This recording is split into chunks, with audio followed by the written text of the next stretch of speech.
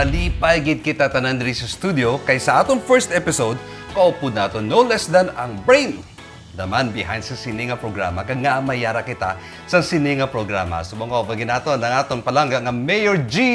Mayor G may udto. May udto sa nandong doon ako. Ya ako Mayor G. The feeling ko to nag 16 years old. Okay. Pero kabalo ka mo si Mayor G, ya gini idea nga gusto niya mayara kita sa program sa social media, wala na po sa mainstream media. No? So, ang first na itong question sa imong Mayor G, sang saan kag paano mo napinsara nga dapat may program kita parehosin eh? Well, siguro do right after elections, no.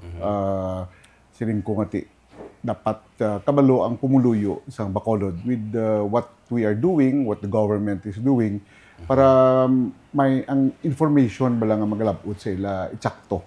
Correct. No, with the advent of technology and with what happened during the campaign, ang fake news, and trolling. So I think this is one way man nga makaaboy kita, makatag kita sa correct information sa pumuluyo.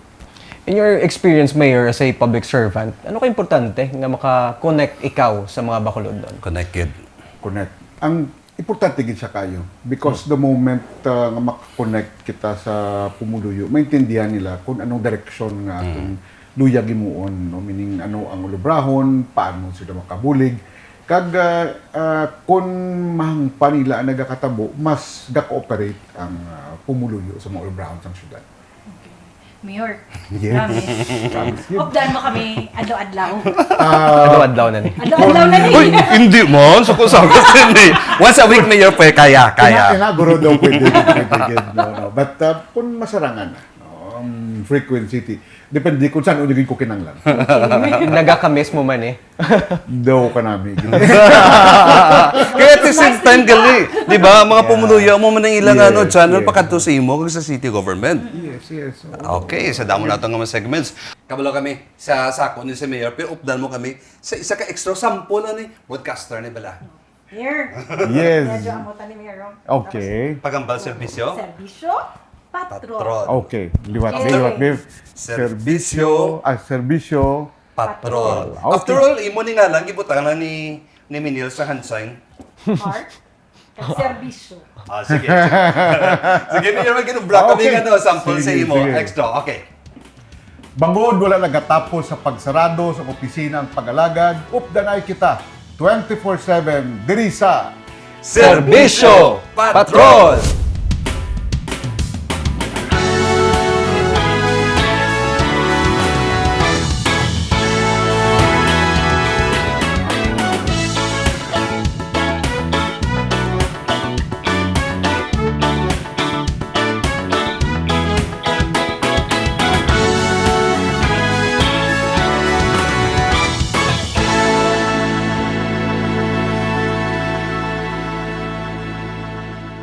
Yes, hello! Nadayon, gimana dayon? Danay naman kita. At long last, nagkilit anay kag nag-updanay kita tanan dere. Ang masadya, kay kaupod na naton ang bilog nga Bacolod. Oy, may udto mga bakulod doon. May udto. May udto. Udto. Ako si Angelo Angono. Ako naman, si Minia Lopez. Kag ako naman si Nico Delfin at your service, ang trio nga kaupod nyo kadaog to. Diri lang sa Serbisyo Patrol! May gina-practice. May gina-practice ka nung niya. Kagina. Okay. Natandaan ko na subong. Kay first time ko na nga tapos na ko sa newscast gadya. Pero subong do okay na TV nga. gyapon. Government service na. Ganito yung mga intro nga. Dako-dako yung matingog. Dodo ikaw gituguro dapat. Pati ka na mga kaservisyo, ga-practice sa gina. Live, gikan sa BCGC News Center. Gina-try ko pero do mas nami gid ko ikaw. Let's start the ball rolling. Ano nga aton menu para sa inyo subong adlaw. Mga Bacolenyo, mainit nga nag-welcome sa bago nga public service program sa syudad sang Bacolod. Mga suba, sapa, kagkalog, ang ginpanghawanan. Part ini sang tikang sa pagpangita sa solusyon sa problema sa baha. May pagbag-o nga patigayon kag nagaganap karon sa Bacolod City Public Plaza. Tagalog si Manong Nico, pagbabago nagaganap.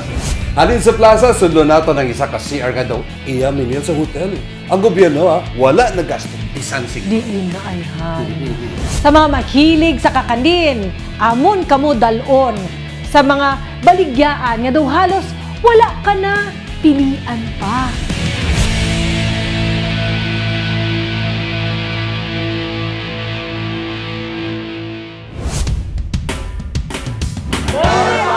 Servisyo Patron! Congratulations, Servisyo Patron! More power! Servisyo Patron! Yeah! Congratulations, Servisyo Patron! More power! Servisyo Patron! More power! Servisyo Patron!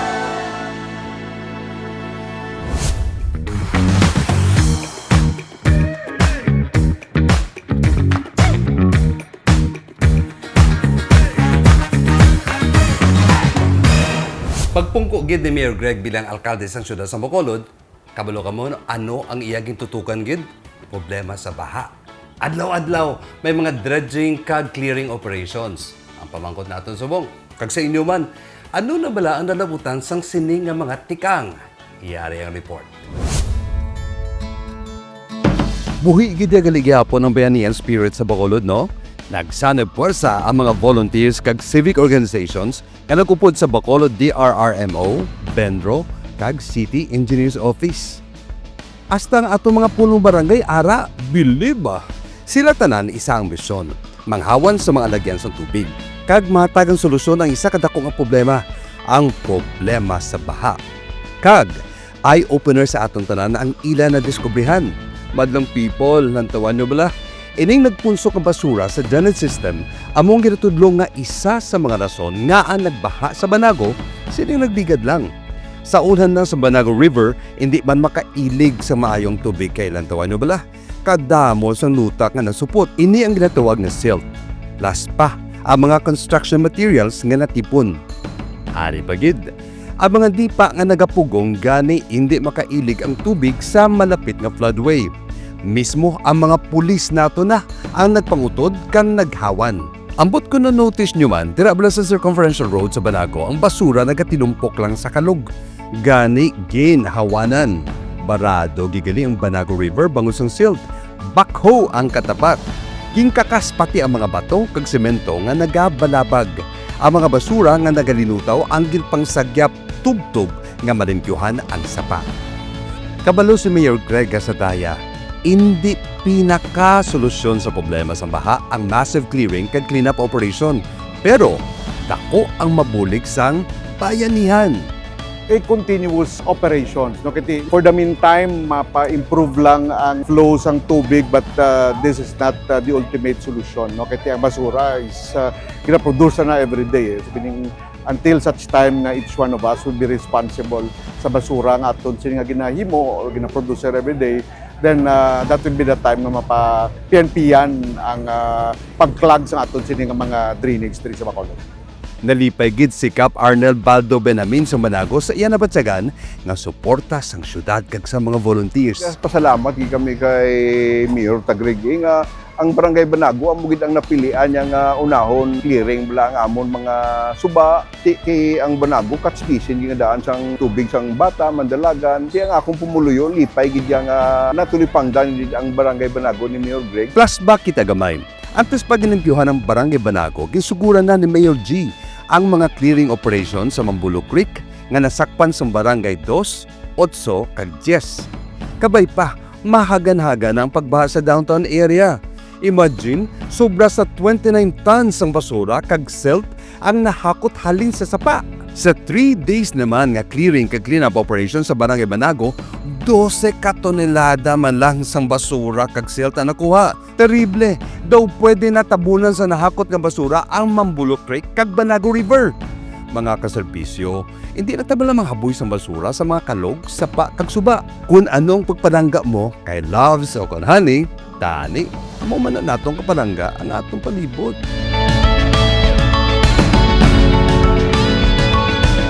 Kita mo no, ginuuna ang mga ginabaan nga lugar, labi na, siyempre, expected ang mga sa coastal areas. Padalan ta, Mandalagan, Bata.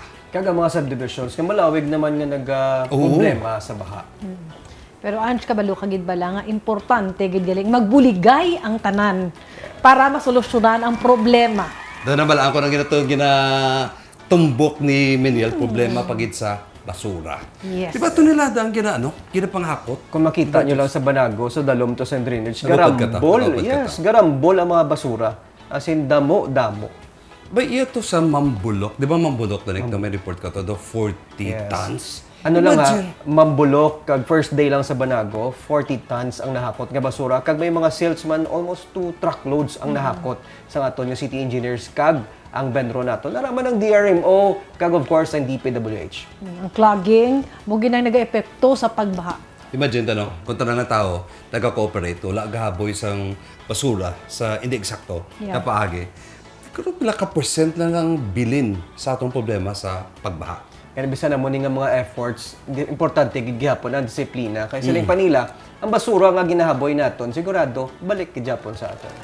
Sugod pa lang ini sa ginapangita nga solusyon sa baha. Nakita naman naton ginatagan sa focus kag commitment ni Mayor Greg. Subong, ihaboy ko sa inyo ang challenge. Bilang isa ka komunidad, kaya ta bala magbulig sa gobyerno para bisan paano halin sa atong balay. Pagkato sa eskwelahan, sa opisina, may mahimo kita. Kayang-kaya? Kayang-kaya.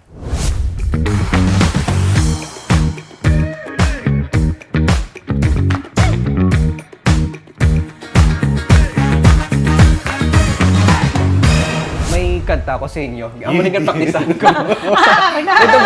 Dumduman yung kantang nilagpang ko nga torag so pero mas matandaan ko sa mga nagalantaw man sa aton ang karina sa maskara magsina sa plaza. Di ba lang? Yes. Ginamaymuan lang, Doon naka-miss ang maskara. Labi na, no? Lapit na lagi ng permans. Pampagana pa lang na. Kay daw gutom naman ko. Pero seriously, ang plaza ang isa sa mga landmarks sa isa ka lugar. Bilang isa ka park, diri makapatawhay, makalagaw-lagaw ang pamilya. Gina-imagine nyo na ha, ini ang luyag ibalik sang aton nga city government. Madumduman ko pa nga kung may pambakal ka lang sang mani, solve na ang imo lagaw diri sa Bacolod Public Plaza. Diri mo makita ang masobra, isa kagatos ka mga nagkalain-lain nga say isang puno sang kahoy. Ang gazebo kag ang San Sebastian Cathedral nga yara lang sa kilid sang ginapabugal nga atraksyon sang syudad. Gani sa nagligad lang nga simana sang ginpangunahan ni Mayor Greg Casataya ang pag-inspeksyon sang lugar dungan sa pagpatuman sang pruning ukol ang pagpanghawan kag pagpangutod sa mga gabok kag patay na nga kahoy agod nga mas mangin matawhay ang palibot. Kaupod ang Benro Clean and Green Team, General Services Office, DRMO, ginmando man sa alkalde sa City Engineer's Office ang pagkaayo sa mga suga nga sarang makahatag sang dugang nga kasanag sa gabi. Priority is doable within the day ang pag-start sa pruning sang kahoy under the supervision sang DNR. Pruning in the sense ng mga sanga nga dekado, pag-maintain na para magsanag liwat ang Public Plaza. Upod sa luyag suguran ni Mayor G ang pagpakaayos ng comfort rooms kag ang pagkaayos ng main building. Ari, tan-awan nyo bala ang before and after sang aton Bacolod Public Plaza. Mas matawhay kag masanag na karon kun gabi. May plano pa si Mayor G nga mag-hire sang dugang nga mga security personnel para mas masiguro ang peace and order ilabi na sa mga turista na nagabisita diri. Sa pagpanguna sang City Administrator's Office, katapos ang Local Market Committee kag DSSD Bacolod, gintipon man ang mga plaza vendors para sa plano nga Sustainable Livelihood Program kag mas mapaayo pang ila palang abuyan. Para sa alkalde, nagaserbing nga bugal sang syudad ang plaza, gani dapat lang nga maamligan kag mapabilin ini nga matinlo, matawhay kag mangin mayor nga kalatuan sang publiko. May effect na siya pagkabot sang maskara man. Ba't ang atong subong na ma-ensure lang gid nga plaza masana. So mo na commitment sang city engineers kag iban ng mga departments sa syudad nga magabuligay sila diri sa Bacolod Public Plaza. May upcoming pa nga mga renovation project ang Tourism Infrastructure and Economic Zone Authority o Contiasa para mas mapatahom ang mga water fountain sa Bacolod Public Plaza. Gininyo man sang alkalde nga mapadasig ang ginapatuman nga drainage projects sa DPWH para mas mahandang plaza sa Mascara Festival celebration. Madamo pa sa mga more exciting programs kag project ang palaabuton para ma-revitalize ang Bacolod Public Plaza pati ng Bacolod City Government Center iginatuyo dagsaon sa mga tumalanaw. May mga childhood memories man ka mo sa plaza? Si Sir Angelo, kito. Childhood mo. Oh, way back sa 1961 sa Grabe din. Galakat-lakat. Grabe ba ito gito kayo? 1961. Grabe, ano? Sila din ako mag-istorya. Basta kung na doon dumangko sa mga kahoy sa plaza, may ulo doon ako nga nagkalakat-lakat. Kita ko mga bata, doon ka palumba sang ulod pa sa akin. Abot sa mga harapan na, doon fire tree, tsura ya. Ang madumduman ko lang, especially kada maskara, ang mga bata, agiban mga tao, gasinaka da sa kahoy. Grabe na gid Para ka lang tao. Yes, Kaya grabe, gano'n ginutok. Kagi mo ko da pagutok, actually. Nakapa-picture ka da niya. Picture ko da, nanghod ko, ako, gaterno, may gasgasiga pa na sa una, nadumdumang ko ganda yan. May gruto na doon sa una, abot sa mga harapa. Arapa. Kag may isa na sang una, sang estudyante pa ko. Kita ko daw nagka-shoot kami da sang daw may landscape, Japanese landscape. Tapos diri ka, kita anon sa anggulo ang Bacolod Cathedral. Takong gaya. Pero patahumon pag ginasubong.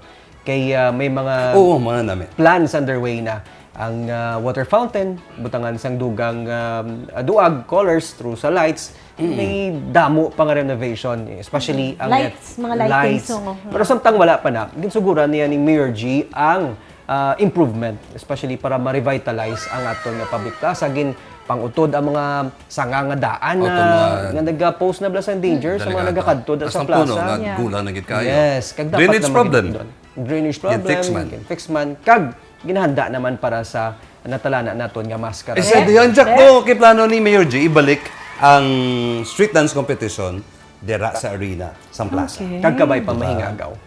Kapag insugiran ko sa tourism man si Imin yan. Anong plano? Tahon. Oo, yes sir. Excited na mga sectors, mga partners. Excited na. Damo nag-inquire subong pa lang.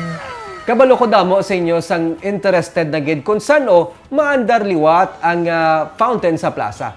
Papunta pa lang tayo sa exciting part. Pero one step at a time. Ang importante, may nasuguran, may palakatuan, kag para karina sa maskara.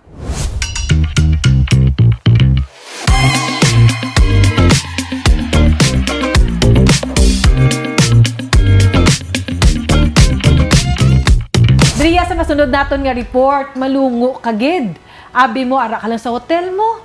Katinlo kag kahamot. Kag hindi niya exclusive ha. Bukas ini para sa publiko.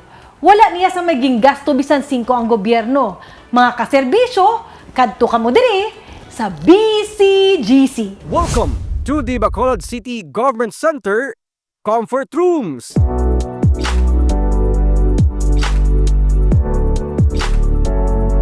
Abi nyo sa hotel no? Yes, ini mga banyo naton diri sa BCGC. Bago na renovate, mas matahom, kag mas mahamot. Sa duanay, kung hindi guba ang mga cubicle kag urinal, daw bodega ang mga restroom sa BCGC. Pero karon, world class ang CR sang syudad. Pero yari ang the best. Mas mabilib kami kay wala bisan 5 naging gasto ang syudad diri. Yaring istorya, nakita ni Bacolod City First Lady Mayta Gasataya nga kinahanglan i-upgrade ang mga comfort rooms. Luyag niya buliga ng syudad. Gani siya na ang nagpangita sang paagi agud ipakaayo ang mga restroom. Bungod makabenepisyo sa mga empleyado kag sa mga nagakadto sa BCGC. Nagbulig si Councilor Al Victor Espino. Kabalo kamo kon pila ka CR ang pareho sini katahom? Mga pulo man lang ah. When I entered the comfort room, it is very clean and smells good. Parang may fragrance and it had plants nga kanamig. It's ang comfy, a homely ambience. Siyempre, nalipay gid si Mayor Greg sa bulig ni First Lady kag ni Councilor Al Espino. Te amo niho sa mga empleyado kag sa tanan nga mga nagagamit. I-taker tagid ang mga restrooms. Remember, ang balbala ni Ma'am sa elementary pata, cleanliness is next to godliness. Te, nakaagi na kamuto kadto, sir. Nakita ko bro ako. One time nakasunod ko. Nami, the hotel tuod. Adto ara ka sa hotel. Kag hindi lang isa ang suguran subong sang ni Mayor G, upod man kay Ma'am Mayta, kag si Councilor Espino. Pulo ka mga CRs ang plano nga ipatuhom mo. Dong ara ka lang sa hotel. Matino, Isun lang nga si Argy na iya sa babae. Pwede pa man, wala pa man ito natapos. Wala pa nagamit? Okay. Pwede Parang ba nag-check ka lang gito Hindi, ya? naminta ako sa babaw. Pero nanami ako sa idea, bla. Nga, isang 5, wala maging gasto yung syudad. Yes. Oo. No? Partnership Oo. natin sa private sector na Alam mo migit na, nagkabuligan. mabugal, makapapugal, gid yan nga muna yung mga sitwasyon bala, mga actions. Wait, mga wala ako movements ga-joke sa- ha, pwede ko tumaminta. Ay, Mamayta, congratulations. Thank you again. Thank you again. Mapabugal mo gid ang aton CR diri sa BCGC. Kag ang mas ginapabugal naton among pagtinguha nga ma-renovate nga wala sang gasto.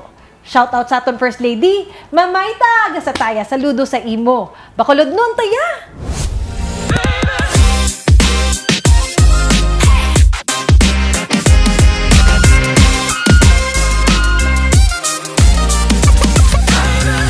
Basta namit, Gina. Basta lapit, Gina.